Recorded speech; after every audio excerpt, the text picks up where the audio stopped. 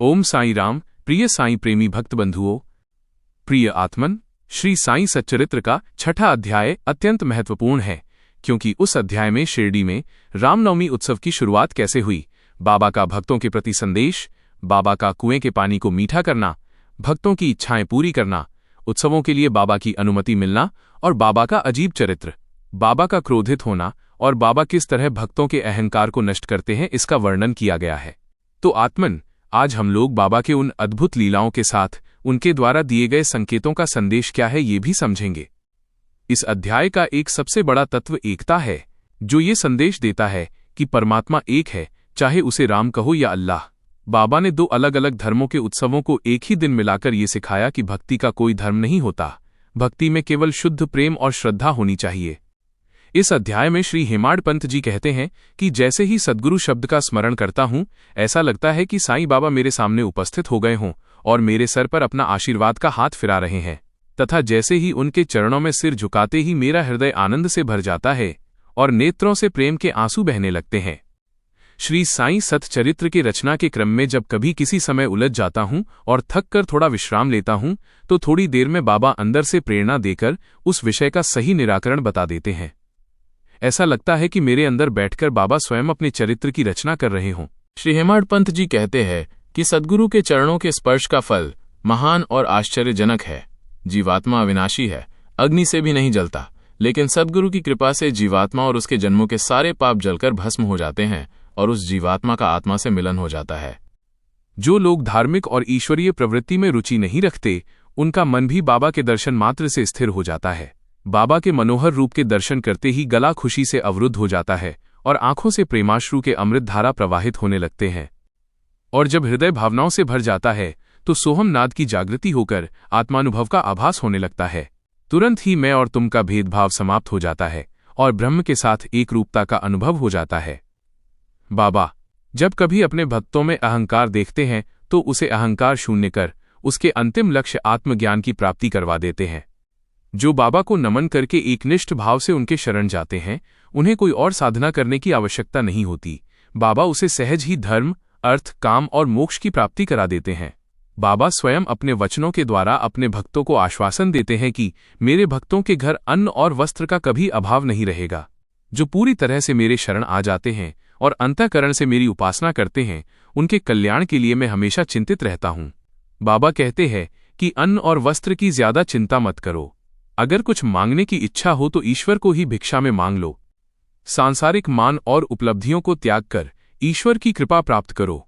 सांसारिक साधनों में उलझकर कुपथगामी मत बनो। अपने इष्ट का दामन मजबूती से पकड़े रहो।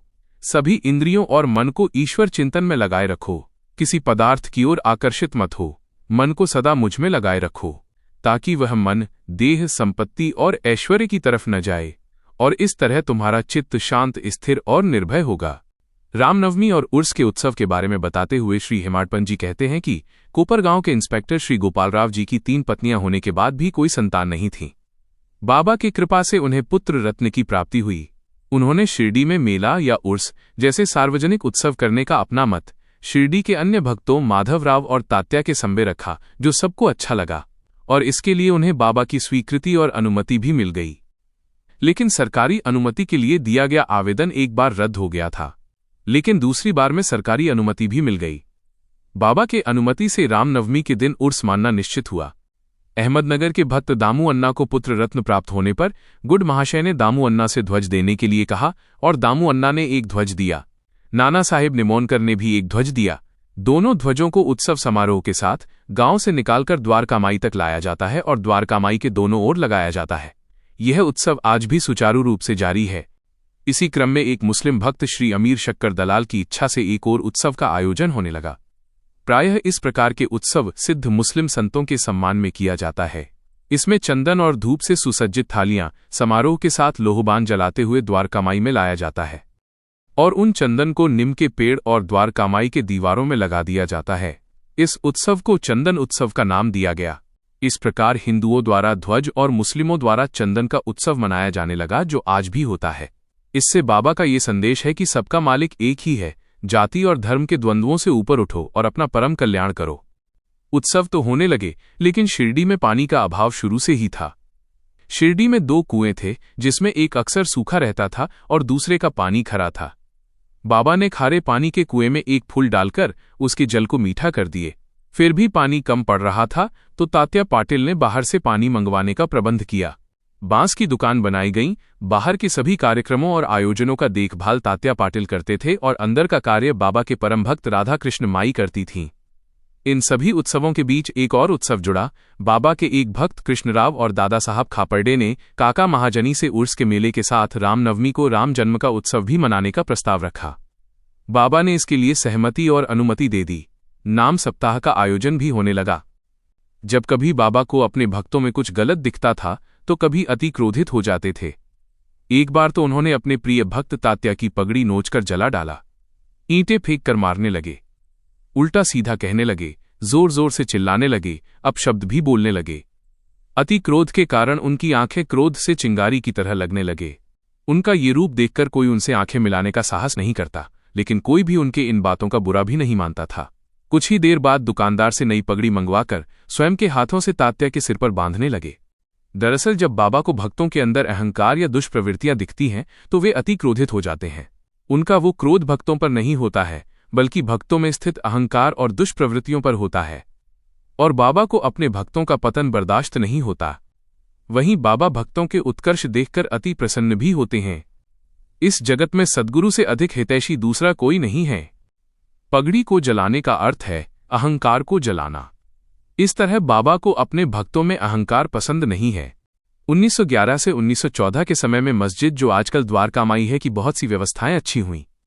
उत्सवों में कृष्ण जन्म उत्सव भी मनाया जाने लगा। नाम सप्ताह, भजन कीर्तन भी आरंभ हुए। कीर्तनकारों में कभी कोई किसी कारण से नहीं आ पाते थे तो बाबा ने दास गन्नू को भजन और सत्संग के लिए आदेश और अनुमति दी। लोगों का आना जाना भी बढ़ा। संस्था की स्थापना हुई और संस्था में आर्थिक उन्नति भी हुई, लेकिन बाबा इन सबसे निर्लेप रहते थे। उनकी नजर भक्तों पर रहती थी। वे केवल उनके लिए चिंतित रहते थे। यह बाबा की भक्त वात्सलता का प्रतीक है, जो महानतम ईश्वरीय गुणों में से एक है। इस संसार के मालिक भी इतने ही भक्त वत्सल हैं। बाबा उस मालिक के पूर्ण गुणों के साथ अवतरित हुए हैं। इस अध्याय से हमें शिक्षा मिलती है कि इस जगत में जीव का गुरु से अधिक हित चाहने वाला दूसरा कोई और नहीं है। मनुष्यों के पुण्य कर्मों की अधिकता होने पर भगवान स्वयं उसके हित के लिए गुरु में प्रकट होते हैं। इसलिए भगवान ही गुरु हैं या गुरु ही भगवान है। और बाबा तो गुरुओं के भी गुरु हैं। एक पूर्ण गुरु में भगवान के सभी गुण होते हैं। केवल सद्गुरु ही मातृवत और पितृवत होकर भक्तों की रक्षा और पालन करते हैं। इसीलिए उन्हें गुरु माँ उली अर्थात साईं माँ भी कहते हैं। साईं बाबा पूर्ण शिव स्वरूप हैं। सनातन शास्त्रों में भगवान शिव और नारायण में भेद करना पाप माना गया है।